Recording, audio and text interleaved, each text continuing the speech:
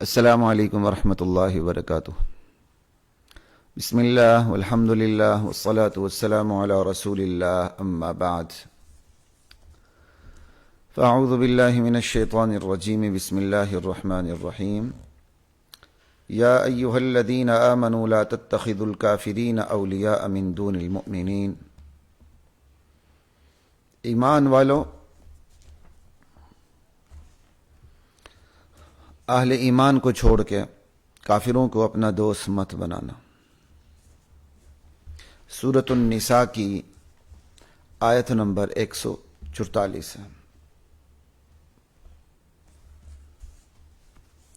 ان آیات کی روشنی میں ہم بات کریں گے خواتین و حضرات کہ غیر مسلموں سے تعلقات کی نوعیت اسلامی تعلیمات کی روشنی میں کیا ہے۔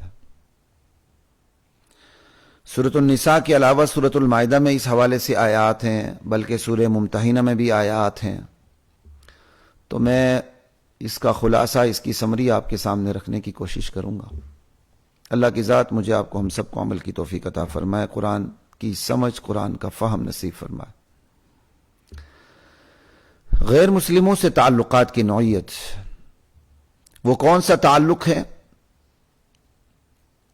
جو ممنوع نہیں ہے، اور وہ کون سا تعلق ہے کفار کے ساتھ جو اسلامی تعلیمات، جس کی اسلامی تعلیمات اجازت دینے کے لیے تیار نہیں ہے۔ ہر وہ تعلق ممنوع ہے کافروں کے ساتھ جو اسلام میں خلل انداز ہو، اور وہ ہر وہ تعلق ممنوع نہیں ہے جو اسلام میں خلل انداز نہ ہو۔ اب سوال یہ ہے، وہ کون سا تعلق ہے جو اسلام میں خلل انداز ہوتا ہے، اور وہ کون سا تعلق ہے جو اسلام میں خلل انداز نہیں ہوتا؟ تو سنیے، محبت کا رشتہ، رازداری کا تعلق، انتہائی قریب دوستی، یہ وہ تعلقات ہیں جو بندے کے اسلام میں خلل انداز ہو جاتے ہیں، خلل ڈالتے ہیں۔ یہی وجہ ہے کہ اسلام ایسے تعلق سے روک دیتا ہے۔ لیکن رحمت، شفقت کا برتاؤ، رواداری، غمخواری، کسی کی مدد کرنا، تو اسلام ایسے تعلق سے نہیں روکتا، کیونکہ محض رحمت اور شفقت سے، رواداری سے، ہمدردی سے، اور کسی کی مشکل وقت میں اس کی مدد کرنے سے، تو عمومی طور پر یہ چیزیں اسلام میں خلل انداز نہیں ہوتی ہیں، تو اسلام اس سے روکتا نہیں ہے۔ چونکہ دوستی اثر انداز ہوتی ہے، چونکہ محبت اثر انداز ہوتی ہے، چونکہ رازدارانہ تعلق، میل ملاپ اثر انداز ہوتا ہے، لہذا اسلام اپنے مفاد میں اور اپنے پیروکاروں کے مفاد میں ایسے تعلق سے اہل اسلام کو روک دیتا ہے۔ اس حوالے سے کثیر آیات ہیں قرآن کریم کے اندر، اور پھر اس حوالے سے ایک اعتراض بھی پیدا ہوتا ہے، جب آپ کفار سے محبت اور دوستی کا رشتہ نہیں رکھیں گے تو آپ انہیں تبلیغ کیسے کریں گے؟ تو اس سوال کا جواب بھی ان آیات کی تشریح کے بعد میں ضرور دوں گا۔ تو یہ آیت دیکھ لیں، یا ایھا الذین آمنوا لا تتخذوا الکافرین اولیاء من دون المؤمنین۔ ایمان والوں، کافروں کو اپنا دوست نہیں بنانا۔ یہ النساء کی آیت نمبر 144 ہے۔ ہم آگے چلتے ہیں، مائدہ کی آیت نمبر 51 جو ہے، وہاں بھی اسی طرح ہی بات ہے، یا ایھا الذین آمنوا لا تتخذوا الیہود والنصارى اولیاء۔ ایمان والو، یہودیوں کو اور عیسائیوں کو اپنا دوست نہیں بنانا۔ بعضهم اولیاء بعض، یہ ایک دوسرے کے دوست ہیں۔ ومن یتولہم منکم فانہ منہم، تم میں سے جو ان سے دوستی رکھے گا وہ انہی میں سے شمار ہوگا۔ اور مائدہ ہی کی آیت نمبر 57 ہے، یا ایھا الذین آمنوا لا تتخذوا الذین اتخذوا دینکم ہزوا ولعبا۔ ایمان والو، ان لوگوں کو کبھی بھی اپنا دوست نہ بناؤ جنہوں نے تمہارے دین کو کھیل تماشا بنا لیا۔ لا تتخذوا الذین اتخذوا دینکم हुज़ुवन व लइबन मिनल लज़ीना ऊतुल किताब मिन क़ब्लिकुम वल कुफ़्फ़ार औलिया। और सूरह तौबा की आयत है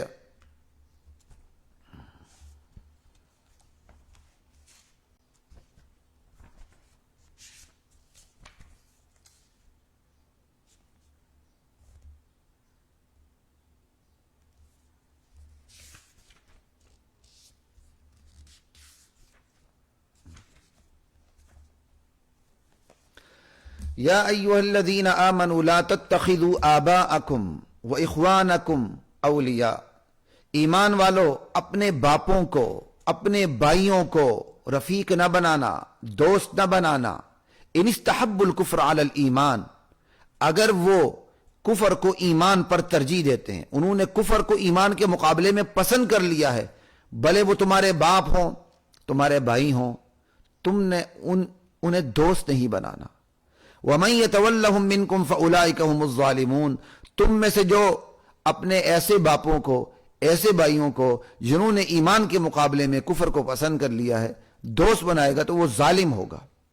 कुल इन कान आबाउकुम, मेरे नबी आप कह दीजिए, अगर तुम्हारे बाप, व अबनाउकुम, तुम्हारे बेटे, व इख्वानुकुम, तुम्हारे भाई, व अज़वाजुकुम, तुम्हारी बीवियां, व अशीरतुकुम, वो तुम्हारा कुंबा कबीला जिनके साथ तुम जिंदगी गुजारते हो, वो अम्वालुन इक़्तरफ़्तुमूहा, तुम्हारा कमाया हुआ माल, व तिजारतुन तख़शौन कसादहा, तुम्हारी वो तिजारत, तुम्हारे वो कारोबार जिनके मान पड़ने का तुम्हें खौफ लगा रहता है, व मसाकिन तरज़ौनहा, तुम्हारे वो घर हवेलियां जिन्हें तुम खूब पसंद करते हो, अहब्ब इलैकुम मिनल्लाहि व रसूलिही व जिहादिन फी सबीलिही, ये सारी चीजें तुम्हें अल्लाह से ज्यादा महबूब हैं, अल्लाह के रसूल से ज्यादा महबूब हैं, अल्लाह के रास्ते में जिहाद से ज्यादा महबूब हैं। फतरब्बसू हत्ता यअती अल्लाहु बिअम्रिही, फिर इंतजार करो, अल्लाह का अजाब आया ही चाहता है। वल्लाहु ला यहदिल कौमल फासिकीन, अल्लाह ताला फासिक लोगों को हिदायत से नवाजते नहीं है। कितनी वाज़ेह तरीन आयत है। और सूरह मुम्तहिना की आयत तो और भी वाज़ेह है। इंशाअल्लाह अगर हम 28वें सिपारे तक पहुंच जाए तो वहां भी अगर मौका मिला तो बात करूंगा। तो अभी सिर्फ तर्जमा अर्ज कर देता हूं। क़द कानत लकुम उस्वतुन हसनतुन फी इब्राहीम वल्लज़ीना मअह, इब्राहीम और उन पर ईमान वालों की जिंदगी, ईमान लाने वालों की जिंदगी तुम्हारे लिए नमूने अमल है।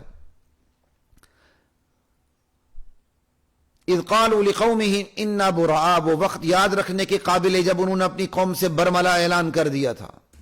इन्ना बुरआ मिनकुम, हम तुम सबसे बरी हैं, बेजार हैं।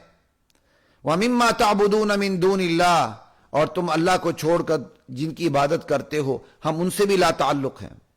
कफरना बिकुम, हम तुम्हारा इनकार करते हैं। व बदा बैनना व बैनकुमुल अदावतु वल बग़ज़ा, हमारे तुम्हारे दरमियान अदावत आ चुकी है, बुग़्ज़ और बैर पैदा हो चुका है। हत्ता तुमिनू बिल्लाहि वहदा, यहां तक कि तुम अल्लाह वहदहु ला शरीक लहू पे ईमान ले आओ। फिर ये जो अदावत है, ये बैर है, ये बुग़्ज़ है, ये मोहब्बत में बदल जाएगा।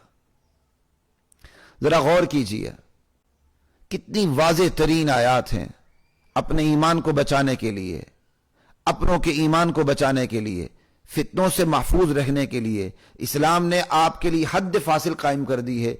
काफिरों को अपना दोस्त नहीं बनाना, उनसे दोस्ताना ताल्लुक, मोहब्बत का ताल्लुक, राजदाराना ताल्लुक नहीं रखना। हां, हमसायगी का ताल्लुक है, कोई आपका क्लास फेलो है, कोई आपका क्या कहते हैं मुलाजमत में एक साथ आप काम करते हैं, तो आप रवादारी रखते हैं, रहमत और शफकत का बर्ताव रखते हैं, इस्लाम इसको नहीं रोकता। लेकिन जहां दोस्ती की बात आएगी इस्लाम रोक देगा, क्योंकि ये सारी चीजें इस्लाम में खलल डालती हैं, बंदे के इस्लाम को जंग आलूद कर देती हैं। इसलिए इस्लाम दोस्ती और मोहब्बत के ताल्लुक को गैर मुस्लिमों के साथ बर्दाश्त करने के लिए तैयार नहीं है। एक हद तक तो जो ताल्लुक है जो इस्लाम को जंग आलूद न करे, उस हद तक इस्लाम इजाजत देने के लिए तैयार होता है। चूंकि इस्लाम एक बेलाग और दो टोक मजहब है, यह अपनी तालीमात को सबके लिए खोल के रख देता है। इस्लाम ऐसा मजहब नहीं है कि अंदर कुछ हो और बाहर कुछ और हो, अंदर कुफर छुपा हुआ और बाहर इस्लाम का इजहार हो।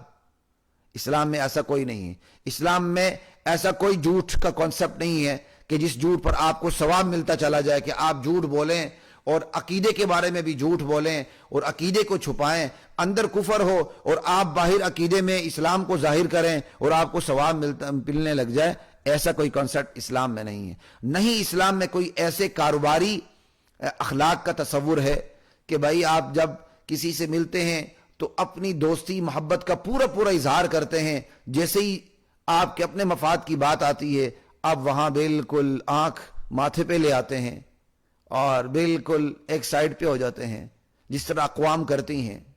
اقوام آپ کی مدد کرتی ہیں، کیسے مدد کرتی ہیں وہ آپ کے سامنے۔ لا الہ الا اللہ واللہ اکبر۔ دیگر مذاہب چھپاتے ہیں کہ اپنے غیر مذہبوں سے تعلق کو کیسے رکھنا ہے، یا ان کی باؤنڈریز ہی نہیں ہے، ان کی حدود مشتبہ ہو چکی ہیں، ان کے ہاں کفر و اسلام یا اپنے مذہب سے نکلنے یا نہ نکلنے کا تصور ہی نہیں ہے۔ ایک ہندو ہے تو جو مرضی کرے وہ ہندو ہی رہتا، اور کسی مذہب میں ہے تو وہ بہت کچھ کر جاتا ہے، لیکن چونکہ شناختی کارڈ میں وہ کرسچن لکھا ہوا ہے، وہ یہودی لکھا ہوا ہے، وہ یہودی رہتا ہے۔ اگرچہ ان کی اپنی انہوں نے لمٹس بنانے کی کوشش بھی کی ہیں، لیکن اسلام کی جو لمٹس ہیں، جو حدود اتنی یقینی ہیں کہ اسلام نے بالکل اندر باہر کے اصول بنا دی ہیں۔ اور نبی کریم صلی اللہ تعالی علیہ وآلہ وسلم کی حدیث ہے، من احب للہ، جو محبت کرے تو اللہ کے لیے، وابغض للہ، جو دشمنی رکھے تو اللہ کے لیے، ومنع للہ، جو روکے تو اللہ کے لیے، کسی کو چیز نہیں دی اللہ کے لیے نہیں دی، وَأَعْطَى لِلَّهِ وَأَعْطَى لِلَّهِ وَمَنَعَ لِلَّهِ، اور جس نے دی تو اللہ کے لیے، روکا تو اللہ کے لیے، فقد استکمل الایمان، اس نے اپنے ایمان کو مکمل کر لیا۔ ایمان مکمل تب ہوتا ہے کہ ایک پلڑے میں محبت ہو، بالکل اس کے برابر ہی نفرت ہو، بغض ہو، عداوت ہو، تب جا کے اسلام مکمل ہوتا ہے۔ محبت کے ادھورے نعرے لگانے سے اسلام مکمل نہیں ہوتا، بلکہ یہ اسلام کی ادھوری تصویر پیش کی جاتی ہے، جس سے اہل اسلام کا اسلام جو ہے وہ زنگالود ہو جاتا ہے۔ اسلام کسی ایسی محبت کو برداشت کرنے کے لیے تیار نہیں ہے جس سے خود اس کا بندے کا جو دین ہے وہ زنگالود ہو جاتا ہو۔ اب سوال جو پیدا ہوتا ہے، جو میں نے اس کے بالکل ابتدا میں سوال کیا تھا، لوگ سوال کر دیتے ہیں جب آپ کافروں سے دوستی نہیں رکھیں گے، محبت نہیں رکھیں گے تو آپ تبلیغ کیسے کریں گے؟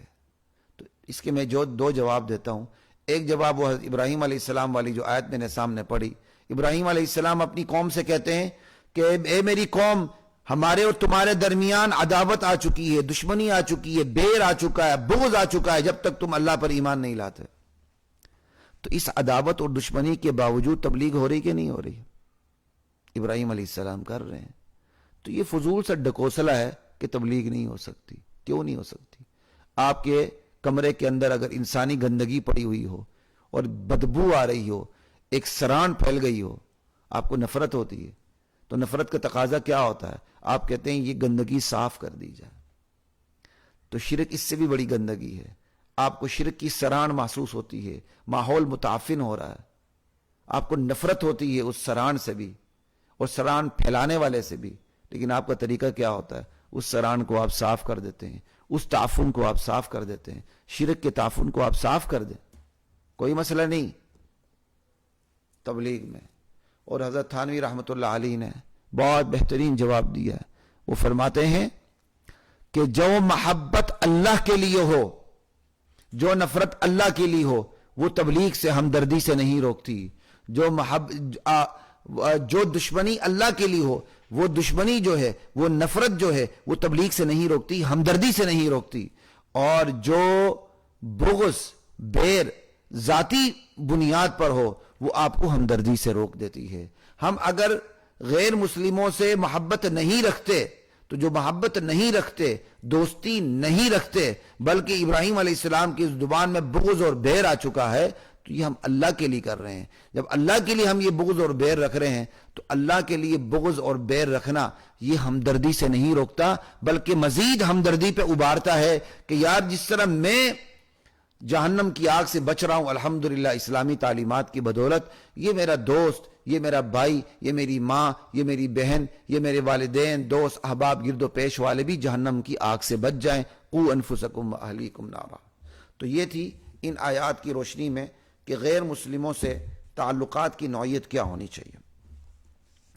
آگے سورۃ المائدہ کی آیت نمبر 35 ہے، یا ایھا الذین آمنوا اتقوا اللہ، ایمان والو اللہ سے ڈرتے رہو، وابتغوا الیہ الوسیلہ، اور اس کی بارگاہ میں وسیلہ تلاش کرو۔ چونکہ وسیلے کا لفظ اردو میں بھی ہم استعمال کرتے ہیں تو اس کے اندر غلط فہمی پیدا کی جاتی ہے۔ ہاں جی وسیلہ تلاش کرو، چھت پہ چڑھنا ہو تو سیڑھی لگانی پڑتی ہے، یہ کرنا ہو تو یہ کرنا پڑتا ہے۔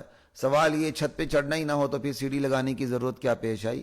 یہ وسیلہ عربی زبان کا لفظ ہے اور قرآن کریم کے اندر ہے، تو قرآن کریم کے بات کو قرآن کریم کی روشنی میں ہی سمجھے۔ الوسیلہ علی وزن الفعیلہ، وسیلہ فعیلہ کے وزن پر ایک لفظ ہے، اس کا مطلب کیا ہے؟ القربہ، عبادت کو کہتے ہیں۔ اللہ امام قرطبی کہتے ہیں القربہ، الوسیلہ الفعیلہ ما یتوسل به الی اللہ ویتقرب به الی اللہ۔ علامہ کیا کہتے ہیں صاحب روح المعانی کہتے ہیں ما یتوسل به ویتقرب الی اللہ عز وجل، وسیلہ کسے کہتے ہیں؟ جس کے ذریعے اللہ کا قرب تلاش کیا جائے۔ اللہ کا قرب کیسے تلاش کیا جائے؟ من فعل الطاعات و ترک المنکرات، نیک کام کیے جائیں، اچھے کام کیے جائیں، برے کاموں سے بندہ رک جائے، یہ وسیلہ ہے۔ تو اللہ کی جناب میں وسیلہ کیا ہے؟ ہر وہ چیز وسیلہ ہے جو اللہ کا قرب پیدا کرتی ہے۔ اللہ کا قرب کیا چیز پیدا کرتی ہے؟ نیک عمل پیدا کرتا ہے، برے عمل سے رکنا پیدا کرتا ہے۔ یہ ہے سیدھا سادہ مطلب ہے کہ اپنی عبادات کے ذریعے، گناہوں سے رکنے کے ذریعے، نیکی بجا لانے کے ذریعے اللہ کا قرب تم تلاش کرو۔ وجاہدوا فی سبیلہ لعلکم تفلحون۔ اور اختصار کے ساتھ خیر بنی اسرائیل میں اگر موقع ملا سورہ بنی اسرائیل میں سورہ اسراء میں تو ہم وسیلے پر مفصل گفتگو کرنے کی کوشش کریں گے، کوئی وعدہ نہیں، ارادہ ہے۔ تو اتنی بات سمجھ لیں، ذات کا وسیلہ نہیں ہوتا، اعمال کا وسیلہ ہوتا ہے۔ درود شریف بہت بڑا وسیلہ ہے۔ آپ اللہ کی بارگاہ میں دعا کرتے ہیں، سب سے پہلے آپ اللہ کی حمد و ثنا بیان کرتے ہیں، یہ وسیلہ ہے۔ اس کے بعد آپ درود شریف پڑھتے ہیں، یہ وسیلہ ہے۔ پھر آپ اپنی دعا کرتے ہیں، دعا کے بعد آپ پھر درود شریف پڑھتے ہیں، یہ وسیلہ ہے۔ پھر اللہ کے نام پر آپ دعا کو ختم کرتے ہیں، یہ وسیلہ ہے۔ یا حی یا قیوم برحمتک نستغیث، اے حی قیوم ذات تیری رحمت کے وسیلے سے ہم تجھ سے مدد چاہتے ہیں، یہ رحمت کا وسیلہ پیش کریں ہیں۔ یا رحیم، اے رحیم رحم کرنے والے تیرے رحم کا وسیلہ، یا کریم تیرے کرم کا وسیلہ۔ وَلِلَّهِ الْأَسْمَاءُ الْحُسْنَى فَادْعُوهُ بِهَا، اچھے نام اللہ کو جچتے ہیں، ذاتی نام، صفاتی نام، اللہ کو اس کے ناموں کا وسیلہ دے کے پکارو۔ سب سے بہترین وسیلہ اللہ کی بارگاہ میں خود اللہ کے صفاتی ذاتی نام ہے۔ یا اللہ تو اللہ ہے، تجھے تیری بارگاہ میں الوہیت کا واسطہ، تیرے کرم کا واسطہ، تیرے رحم کا واسطہ، تیرے عفو درگزر کا واسطہ۔ اللہم انک عفو تحب العفو فاعف عنی، اس دعا کے اندر اللہ کے سامنے اللہ کی جو معافی کی صفت ہے، درگزر کا جو اللہ کا رویہ ہے، اس کا واسطہ دے کر ہم اللہ سے کیا کہتے ہیں؟ دعا مانگ رہے ہیں۔ جہاں تک ذات کا وسیلہ ہے، ذات کا وسیلہ بہرحال کہیں بھی ثابت نہیں ہے، لیکن جہاں ہم ذات کا لفظ استعمال کرتے ہیں تو علماء ذات سے بھی دراصل عمل کا وسیلہ ہی مراد لیتے ہیں۔ جیسے کہتے ہیں جی نبی علیہ السلام کا وسیلہ، تو کیا مطلب ہے؟ اس کو درست کرنے کا طریقہ یہ، نبی علیہ السلام کا وسیلہ کیا مطلب؟ یا اللہ ہم تیری بارگاہ میں نبی علیہ السلام سے جو ہمیں محبت ہے، اس محبت کو پیش کرتے ہیں۔ تو جو نبی علیہ السلام سے محبت ہے، یہ خود ایک نیک عمل ہے، یہ بہت بڑا وسیلہ ہے، اور اس وسیلے سے دعا مانگنی چاہیے۔ لیکن بہتر یہ کہ الفاظ اتنے مجمل نہ ہوں، بلکہ ذرا کھول کے کہیں، یا اللہ تعالیٰ ہمیں تیرے نبی کریم صلی اللہ علیہ وسلم سے محبت ہے، یا اللہ تعالیٰ تیری بارگاہ میں اس محبت کا واسطہ، اس طرح کہا کریں۔ لیکن اگر تیرے یا اللہ نبی کا وسیلہ، تو یہ بڑا مبہم سے ہو جاتا ہے، اس کے اندر ذات کے وسیلے کا ابہام پیدا ہوتا ہے۔ تو علماء اس کو دور کرنے کے لیے کہتے ہیں یہ ہم نے ان شارٹ کہا ہوا ہے نبی کا وسیلہ، دراصل نبی کے وسیلے سے مراد یہ ہوتی ہے نبی سے محبت کا وسیلہ۔ خیر میں نے جو آپ کو بات بتا دی، اللہ کی بارگاہ میں سب سے بڑا جو وسیلہ ہے وہ خود اللہ کے ناموں کا وسیلہ ہے، اور یہ قرآن کریم میں کوئی ایک آیت ایسی نہیں ملتی اللہ نے اپنے علاوہ کسی اور کے بارے میں کہا ہو فلاں کا وسیلہ دے کے مجھے پکارو، بلکہ اللہ تعالیٰ نے کہا مجھے میرے ناموں کا واسطہ دے کر مجھے پکارو، وَلِلَّهِ الْأَسْمَاءُ الْحُسْنَى فَادْعُوهُ بِهَا، اچھے نام اللہ کو جچتے ہیں، جب بھی تم اللہ کو پکارو ان ناموں کا وسیلہ دے کے اللہ کو پکارو۔ یہ اپنے علاوہ اللہ تعالیٰ نے بڑی سے بڑی ہستی کے بارے میں یہ نہیں کہا کہ فلاں ہستی کا وسیلہ میری بارگاہ میں دو، بلکہ اللہ تعالیٰ نے کہا کہ مجھے میرے ناموں کا وسیلہ دو۔ اور پھر سب سے بہترین جو دعائیں ہیں اور سب سے جو بڑھیا اور برتر دعا ہیں وہ متفق علیہ اتفاقی بات ہے، وہ قرآن کریم کی دعائیں ہیں۔ قرآن کریم کے اندر امام الانبیاء کی دعا ہیں، انبیاء کی دعائیں، آپ حیران ہوں گے تمام کی تمام تر دعائیں براہ راست ہیں، اس میں کسی مخلوق کا کوئی وسیلہ نہیں ہے۔ ایک دعا بھی قرآن کریم کے اندر ایسی نہیں ہے جس کے اندر مخلوق کا وسیلہ آتا ہو۔ اگر وسیلے سے دعا کرنا افضل ہوتا تو نبیوں کے دعائیں وسیلے پر مبنی ہوتی۔ اعمال کا وسیلہ دیا جا سکتا ہے، اس میں کوئی انکار نہیں، یہ اپنی جگہ ہے۔ بہترین وسیلہ اللہ کی بارگاہ میں اللہ کے ناموں کا وسیلہ ہے۔ اس کے بعد اور بہت سے وسائل ہیں جن میں سے اہم ترین وسیلہ نبی علیہ السلام پر درود بھیج کر دعا مانگنے کا وسیلہ۔ لیکن یہ کہنا اللہ تک ہماری پہنچ نہیں، وسیلے سے دعا افضل ہے، یہ قرآن کریم کی تعلیمات سے غفلت کے نتائج ہیں، غلط تشریح کے نتائج ہیں۔ اگر وسیلے سے دعا افضل ہوتی تو انبیاء کے دعائیں وسیلے پر مبنی ہوتی۔ قرآن کریم میں جتنی بھی دعائیں ہیں تمام کی تمام تر دعائیں براہ راست ہیں، اس میں کسی مخلوق کا کوئی وسیلہ نہیں۔ آپ ایک دعا دیکھ لیں، زکریا علیہ السلام کو دیکھ لیں، سورہ مریم دیکھ لیں، حضرت زکریا علیہ السلام دعا کرتے ہیں، ذکر رحمت ربک عبدہ زکریا اذ نادى ربہ نداء خفیا، میرے بندے زکریا کا تذکرہ کریں جب وہ مجھے چپکے پکار رہا تھا۔ رب انی وہن العظم منی واشتعل الرأس شیبا، میرے پروردگار میری ہڈیاں کمزور ہو چکی ہیں، سر میرا سفید ہو چکا ہے۔ ولم اکن بدعائک رب شقیا، مولا میں جب بھی میں تجھے پکارا میں کبھی نامراد نہیں ہوا۔ آگے وہ پھر بیٹے کی دعا کرتے ہیں، براہ راست اللہ سے دعا کریں۔ اللہ سے دعا کرتے ہوئے وسیلہ کیا پیش کر رہے ہیں؟ اللہ کی بارگاہ میں وسیلہ پیش یہ کر رہے ہیں کہ یا اللہ تو ہی دعا قبول کرنے والا ہے، تو نے تو میری دعا کبھی رد ہی نہیں کی، یا اللہ تعالیٰ تیری اس صفت کا واسطہ۔ اسی طرح لا الہ الا انت سبحانک انی کنت من الظالمین، یا اللہ تیرے سوا کوئی مشکل کشا نہیں، کوئی حاجت روا نہیں، مچھلی کے پیٹ کے اندھیرے سے، سمندر کے اندھیرے سے، رات کے اندھیرے سے نجات تیرے علاوہ مجھے کوئی بھی نہیں دے سکتا، یا اللہ غلطی میری اپنی ہے، انی کنت من الظالمین۔ یہاں کس کا وسیلہ دیا جا رہا ہے؟ براہ راست اللہ کو پکارا جا رہا ہے، لا الہ الا انت سبحانک انی کنت من الظالمین۔ اسی طرح جتنی بھی دعائیں، ربنا آتنا فی الدنیا حسنہ وفی الآخرۃ حسنہ وقنا عذاب النار، دیکھ لیں دنیا آخرت کی بلائیاں مانگ رہے ہیں، براہ راست اللہ سے مانگ رہے ہیں۔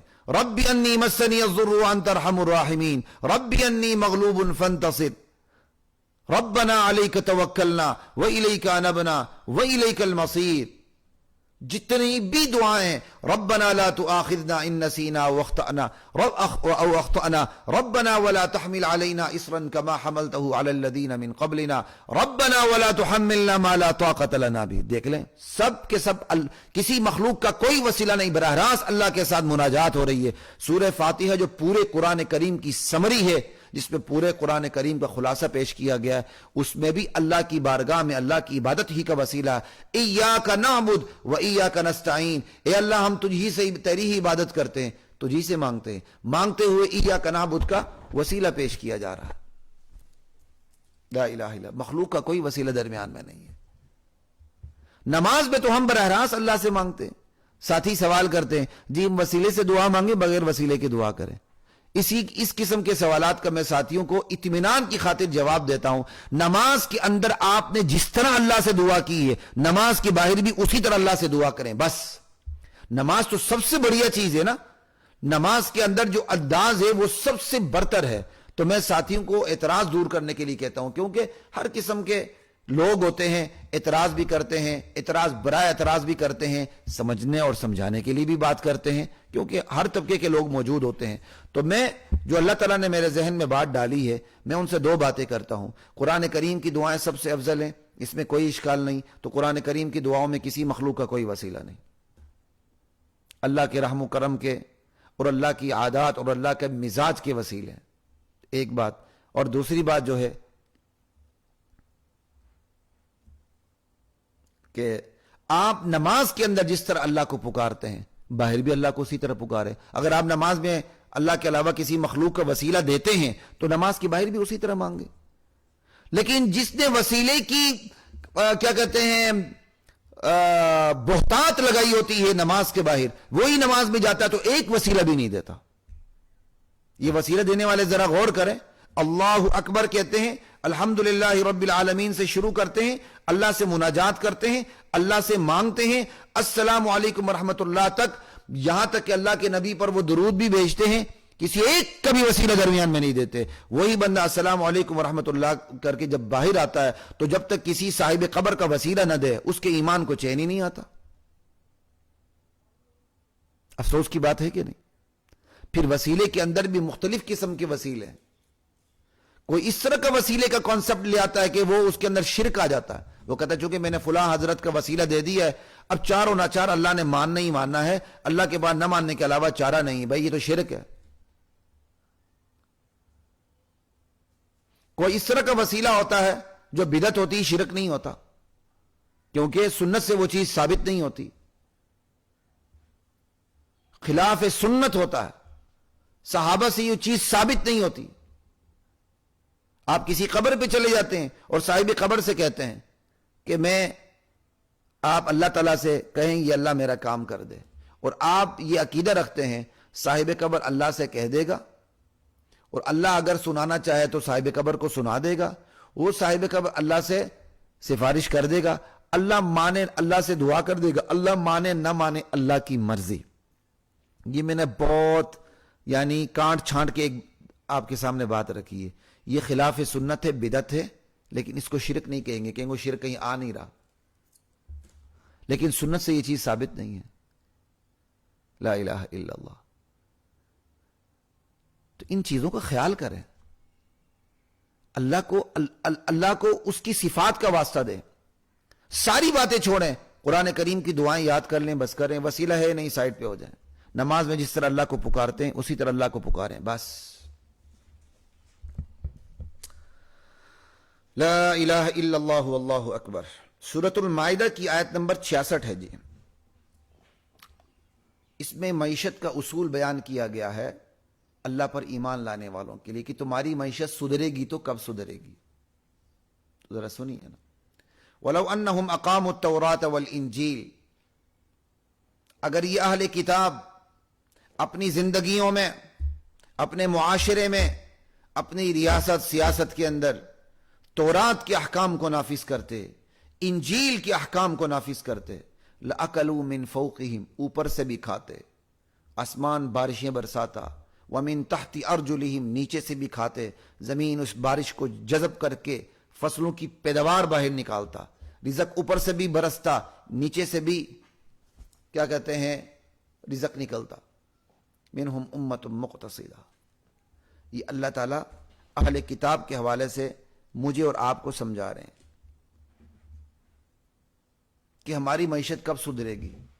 ہماری معیشت تب سدھرے گی جب اس ملک میں، جو پاکستان کا مطلب کیا، لا الہ الا اللہ، ہم نے قرآن دکھا کر یہ ملک لیا، ہم نے پاکستان کا مطلب کیا لا الہ الا اللہ کہہ کر یہ ملک لیا، جیسا کہ ہمارا دعویٰ ہے، ٹھیک ہے۔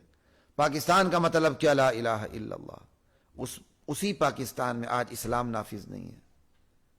ہر آنے والے حکمران کوئی بھی آ جائے، قرض کم ہونے کی بجائے بڑھ جاتا ہے۔ اس سے بڑی بدقسمتی اور کیا ہوگی خواتین و حضرات؟ ہم قرض لے کر سود کی قسط ادا کرتے ہیں، قرض لے کر سود کی قسط ادا کرتے ہیں۔ آپ اندازہ کریں اس سے بڑی بدقسمتی اور کیا ہوگی؟ اللہ اور اس کے رسول سے جنگ کر کے ہم سمجھتے ہیں ہم کامیاب ہو جائیں گے۔ ہم لوگوں کو تھوڑی بہت سہولتیں دے کے، موٹر ویز بنا کے، ایئرپورٹس بنا کے، یہ بنا کے، وہ بنا کے ہم سمجھتے ہیں ہم کامیاب ہو جائیں گے. این خیال استو محال استو جنون، کبھی بھی کامیابی نہیں مل سکتی جب تک قرآن کو ہم نافذ نہیں کرتے. اگر ہم نے قرآنی تعلیمات کو نافذ کر دیا، رزق کی وہ برسات اللہ برسا دے گا جو ہمارے وہم و گمان میں بھی نہیں ہوگا. سورۃ الاعراف کی آیت نمبر 96 ہے، وَلَوْ أَنَّ أَهْلَ الْقُرَىٰ آمَنُوا وَاتَّقَوْا لَفَتَحْنَا عَلَيْهِمْ بَرَكَاتٍ مِّنَ السَّمَاءِ وَالْأَرْضِ. اگر یہ بستی والے ایمان لے آتے، تقوی اختیار کرتے، لَفَتَحْنَا عَلَيْهِمْ بَرَكَاتٍ مِّنَ السَّمَاءِ وَالْأَرْضِ، ہم آسمان و زمین سے ان پر برکتوں کے دروازے کھول دیتے. برکتوں کے دروازے کھول دیتے. کسی چیز میں برکت سب سے بڑی چیز ہوتی ہے. فلما نسوا ما ذکروا به فتحنا علیہم ابواب کل شیء. جب ان لوگوں نے نصیحت کو بلا دیا تو ہم نے ان پر ہر چیز کے دروازے کھول دیے. اللہ نے یہ نہیں کہا برکت کے دروازے کھولے. آپ یہ دیکھیں، اللہ پہلے کہتے ہیں اگر بستی والے ایمان لاتے تو ہم ان پر برکتوں کے دروازے کھول دیتے آسمان و زمین کے. اور سورۃ الانعام کی آیت نمبر 44 میں اللہ فرماتے ہیں کہ جب قوم نصیحت کو بھول گئی تو ہم نے اس پر ہر چیز کے دروازے کھول دیے. برکت نہیں کھولی، ہر چیز کے دروازے کھول دیے.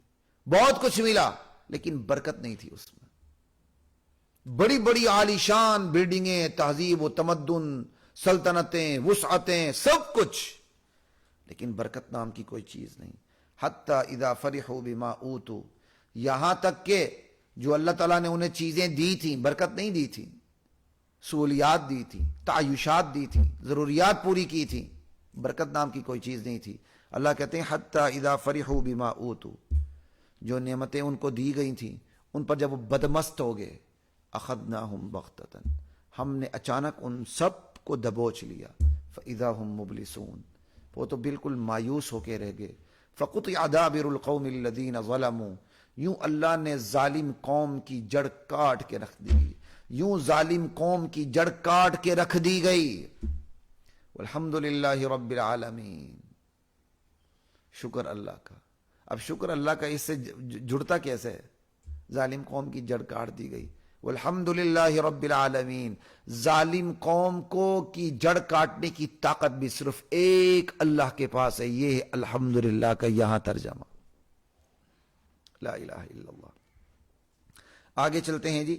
سورۃ الانعام کی آیت نمبر 167 ہے، یا ایھا الرسول بلغ ما انزل الیک من ربک. اے رسول، جو پیغام آپ کو دیا گیا ہے، جو آپ پہ اتارا گیا ہے، آپ اسے پہنچائیں. وَإِن لَّمْ تَفْعَلْ، اگر آپ نے یہ کام نہیں کیا، فَمَا بَلَّغْتَ رِسَالَتَهُ، پھر آپ نے رسالت کا حق ادا نہیں کیا، پھر آپ نے اللہ کا پیغام نہیں پہنچایا. وَاللَّهُ يَعْصِمُكَ مِنَ النَّاسِ، پیغام پہنچانے پر مخالفتوں کی جہاں تک بات ہے تو اللہ آپ کو بچائے گا. وَاللَّهُ يَعْصِمُكَ مِنَ النَّاسِ، اللہ بچانے والا ہے. یا حضرات محترم، اتنی ہی بات کرنی ہے. یا حضرات محترم، اتنی ہی بات کرنی ہے. داعی کی ذمہ داری اور داعی کو پیش آنے والی مشکلات، دنیا کی مصلحتیں اور پھر دین کے تقاضے، اللہ کا وعدہ، آزمائشیں، دعوت کا نشانے پر پہنچنا. داعی کی ذمہ داری ہوتی وہ دعوت کو پہنچائے، دو ٹوک بے لاگ بے لچک، وہ مخالفت کی پرواہ نہ کرے. لوگ گالیاں دیتے ہیں یا الفاظ کے گلدستے پیش کرتے ہیں یا اپنی جان نچھاور کرتے ہیں. ہاں، تمنا ضرور ہونی چاہیے اللہ مجھے آزمائش کا شکار نہ کر، لیکن داعی کی ذمہ داری ہے وہ دعوت کو بے لاگ، دو ٹوک، بے لچک سامنے رکھ دے. وہ دنیاوی مصلحتوں کو خاطر میں نہ لائے بلکہ دین کے تقاضوں کو سامنے رکھ کے دین کی تبلیغ کرے. ہاں، آزمائشیں آئیں گی، جس دائرے میں آپ نے آزمائش میں آنا ہے وہ تو آئیں گی، لیکن ہمیشہ اللہ سے دعا کریں اللہ آزمائشوں سے بچا کے رکھے. داعی جب دنیا کی مصلحتوں سے بالاتر ہو کر دین کے تقاضوں کو سامنے رکھ کر اللہ کا دین پیش کرتا ہے تو پھر اللہ کی طرف سے جو اس کی دعوت ہے وہ نشانے پہ جا کے لگتی ہے، نشانے پہ پہنچ جاتی ہے. آج ہمارے معاشرے کا سب سے بڑے مسائل ہے ان میں سے ایک اہم ترین مسئلہ یہ بھی ہے، داعی دعوت کو صحیح بیان کرنے کے لیے تیار نہیں ہے، یا اسے مصلحتیں کھا گئی ہیں، یا اسے گرد و پیش کا خوف کھا چکا ہے۔ میں نے پہلے بھی آپ سے گزارش کی تھی، آج کا داعی دعوت دیتا ہے تو پہلے تو یہ کہ اہلیت بہت کم داعیوں میں، معذرت کے ساتھ، ایک، اور دوسری بات، جن میں اہلیت ہے وہ بھی جا کے فضائل پہ گزارا کرتے ہیں، آگے جانے کے لیے تیار ہی نہیں ہوتے، فضائل پہ ہی سو جاتے ہیں۔ تیسری بات، جو فضائل سے اٹھ کے مسائل کے اوپر جاتے ہیں تو وہ مسائل بھی پاکی ناپاکی اور موسمی مسائل، روزے کے، عید کے، فطرانے کے، قربانی کے، یہ مسائل بیان کرتے ہیں۔ بس اصل مسئلہ جو انبیاء کی میراث ہے، جو کفر و اسلام کے درمیان حد فاصل ہے، نظریات کا مسئلہ، اسے اگر 100 داعی ہیں تو میں اگر کہہ لوں صرف ایک داعی اس مسئلے کو بیان کرتا ہے تو یہ مبالغہ نہیں ہوگا۔ دعوت کا اصل کام یہ ہے کہ نظریہ بیان کیا جائے، اور ایک بندے کا نظریہ ٹھیک ہو جاتا ہے، بے عمل بھی تھا تو انشاءاللہ ایک نہ ایک دن اس کی بخشش ضرور ہوگی یا اسی وقت ہو جائے گی۔ لیکن اگر آپ نے نماز، روزے، طہارت یہ سب کچھ سکھا دیا اور جہاں بات آ گئی عقیدے کی، نہیں کسی کی دل آزاری نہیں کرنی ہے، اور آپ کی دعوت نہ دینے کی وجہ سے وہ شخص بدعت کی موت مرا، شرک کی موت مرا، تو اس کا گناہ اپنی جگہ، کیا آپ بچیں گے اس سے؟ کیا میں اور آپ بری ذمہ ہوں گے اس سے؟ 50 سال سے لوگ ہمارے پیچھے ہمارے بیانات سنتے ہیں، ہماری تقریر سنتے ہیں، ان کو اتنا پتہ نہیں ہوتا کفر کیا ہے، شرک کیا ہے، بدعت کیا ہے، سنت کیا ہے۔ یہ مولوی صاحب کی پکڑ نہیں ہوگی۔ تو مولوی صاحب کو چاہیے کہ وہ اپنی صرف تنخواہ کھری نہ کرے، بلکہ اس کے سننے والے پہلے ہی اس کی تقریر 10 منٹ کی سن کے اندازہ لگ، انہیں پتہ چل جائے نظریہ کس کو کہتے ہیں۔ آج سب سے بڑا مسئلہ یہ ہے، نظریہ بیان نہیں ہوتا، اور نظریے میں بھی نظریہ توحید تو بالکل ہی بیان نہیں ہوتا۔ اللہ کی توحید سب سے مظلوم ہے اس دھرتی پر، اور ہمیشہ سے رہی ہے، اور اللہ کی توحید ہی انبیاء کی میراث ہے۔ پورے قرآن کریم کو دیکھ لیں آپ، کوئی ایسا رکوع نہیں، کوئی ایسا صفحہ نہیں جو اللہ کی توحید سے خالی ہو۔ ایک غیر مسلم نے قرآن کریم کا مطالعہ کیا اور کرنے کے بعد کہا جس نے لکھا ہے، جس کی یہ تصنیف ہے، اس نے تو خالی اپنی ہی تعریف کی ہے، تو واقعی اللہ کی تعریف ہے۔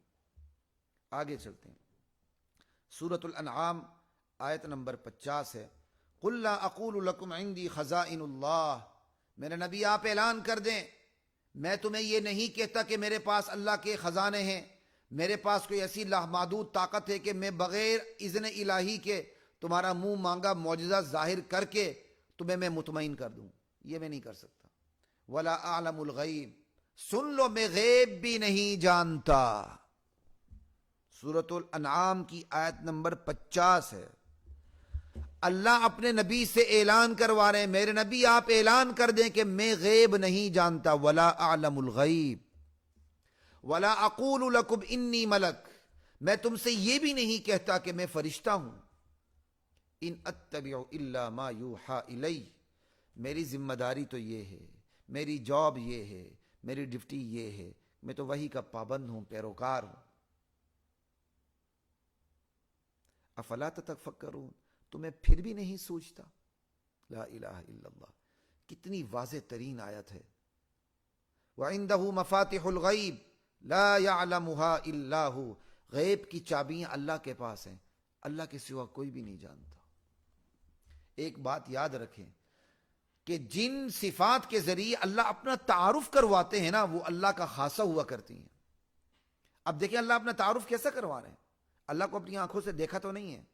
اللہ کہتے ہیں میں کون ہوں؟ اللہ کہتا ہے میں وہ ہوں جس کے پاس غیب کی چابیاں ہیں۔ اگر غیب کی چابیاں اللہ کے علاوہ کسی اور کے پاس بھی ہوں تو اللہ اللہ نہیں رہا، اللہ کا تعارف ہی ختم ہو گیا۔ وما تسقط من ورقۃ الا يعلمها، پتا گرتا نہیں اللہ کے علم میں ہوتا ہے۔ ولا حبۃ فی ظلمات الارض ولا رطب ولا یابس الا فی کتاب مبین، او زمین کی گہرائیوں کے اندر، اندھیروں کے اندر کوئی دانہ کہاں پڑا ہوا اللہ جانتا ہے، خشک تر، رطب و یابس اللہ جانتے ہیں، سب کچھ اللہ کے علم میں۔ لا الہ الا اللہ، عالم الغیب والشہادہ، اللہ کون ہے جس کے لیے آیاں بھی آیاں ہیں، نہا بھی آیاں ہیں۔ اللہ اپنی اپنا تعارف اس طرح کرواتے ہیں. تو یہ غیب صرف اللہ کی صفت ہے. ہاں اللہ تعالیٰ نے اپنے بعض غیبی باتوں پر اپنے منتخب نبیوں کو مطلع کیا ہے. منتخب نبیوں کو مطلع کیا ہے. اور مطلع کر دینے سے جس کو اطلاع دی گئی ہے وہ عالم الغیب نہیں ہوتا. پھر تو بندہ ہر ایک عالم الغیب ہو جائے گا. اللہ نے نبی کو بتا دیا، نبی عالم الغیب ہو گیا. نبی نے صحابہ کو بتا دیے، صحابہ عالم الغیب ہو گئے. صحابہ نے پھر آگے تابعین کو بتایا، تبع تابعین کو بتایا، چلتے چلتے بات ہم تک پہنچ گئی. مجھے پتا ہے آپ کو پتا نہیں، تو آپ کے مقابلے میں عالم الغیب ہو گیا. اب میں نے جس کو پتا ہے اس کو پتا چل گیا، اب اس کو پتا ہے اس نے آگے بتا دیا، جس کو پتا ہے وہ عالم الغیب ہو گیا. تو کھلواڑ نہ کریں اسلامی اصطلاحات کے ساتھ اور اسلامی عقائد کے ساتھ. غیب صرف اللہ کا خاصہ بس، اور کسی کا خاصہ نہیں.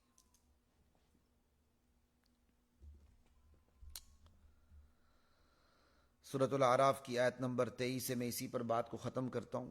ربنا ظلمنا انفسنا وان لم تغفر لنا وترحمنا لنکونن من الخاسرین. اے ہمارے پروردگار، ہم نے اپنی جانوں پہ ظلم کیا، اگر تو نے ہماری بخشش نہیں کی اور ہم پہ رحم نہیں کیا تو ہم تو خسارہ پانے والوں میں سے ہو جائیں گے. دیکھیں یہ آیت جو ہے، آدم علیہ السلام سے ایک لغزش ہوئی، نہ گناہ کبیرہ تھا نہ گناہ صغیرہ تھا، لغزش ہوئی. اللہ تعالیٰ نے پھر فتلقى آدم من ربہ کلمات فتاب علیہ. اب اس لغزش کی معافی اللہ سے مانگنی ہے، وہ کلمات بھی اللہ نے سکھا دی ہے. وہ کلمات سورہ اعراف کے اندر آیت نمبر 23 میں ہے. لوگوں نے مشہور کیا ہوا کہ آدم علیہ السلام نے پتہ نہیں حضور کا واسطہ دیا تھا یا کس کا واسطہ دیا تھا. انا للہ و انا الیہ راجعون. آدم علیہ السلام نے جس طرح دعا کی ہے، جن الفاظ سے کی ہے، وہ الفاظ سورہ اعراف میں موجود ہے، آیت نمبر 23 ہے. اور سورہ بقرہ کے اندر شروع میں اللہ تعالیٰ نے کہا ابتدائی رکوعات میں کہ اللہ تعالیٰ نے اپنے بندے آدم کو وہ کلمات سکھا دیے جس کے ذریعے آدم نے اللہ سے معافی مانگی اور اللہ تعالیٰ نے پھر معاف کر دیا. وہ کلمات سکھائیں، وہ سورہ اعراف میں آیت نمبر 23 ہے. ربنا ظلمنا انفسنا وان لم تغفر لنا وترحمنا لنکونن من الخاسرین. نبی کی دعا ہے، نبیوں کے جو جد امجد ہیں ان کی دعا ہے، اور کسی مخلوق کا کوئی واسطہ نہیں، براہ راست اللہ سے دعا مانگی جا رہی ہے.